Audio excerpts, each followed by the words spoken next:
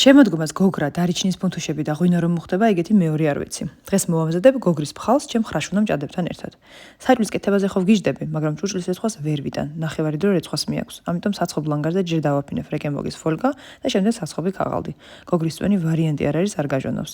გოგრა გამოვწყვეტ 180 გრადუსზე გახურებულ ღუმელში 40-45 წუთი. ამასობაში წვრილად დაჭერით სამი თავი ხახვი და მოხარკეთ ზეთიან ტაფაზე. 200 გრამ ნიგოს დავუმატეთ სუნელები, ქინძი, უცხო სუნელი და ყვითელი ყვავილი. ასევე ცოტა დარიჩინი, ცხარეწიწაკა და მარილი.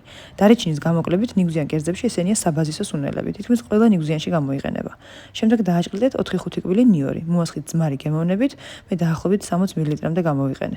დავუმატეთ მოხრაკული ხახვი და ამოურიეთ.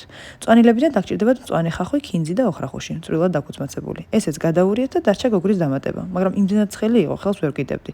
გადავწყვიტე ჯერ მჭადები გამომეცხო და შემდეგ დამესრულებინა ფხარის მომზადება. საცხობ ქაღალდს მჭადისთვისაც აუცილებლად ვაფენ. 500 გრამ მჭადის ფხულს დავუმატეთ ნახევარი ჩაის კოვზი მარილი, 500-600 მl თბილი წყალი და მოზილეთ ცომი. მიეცით ფორმა და აწყვეთ 200 გრადუსზე გახურებულ ღუმელში 45-50 წუთი. ამასობაში გოგრაც გაგრილდა და გადავიტანე ნიგზის მასაში. კარგად ჩასრესეთ, რომ მიიღოთ გოგრის პიურე და ყველაფერი კარგად ამოურიეთ.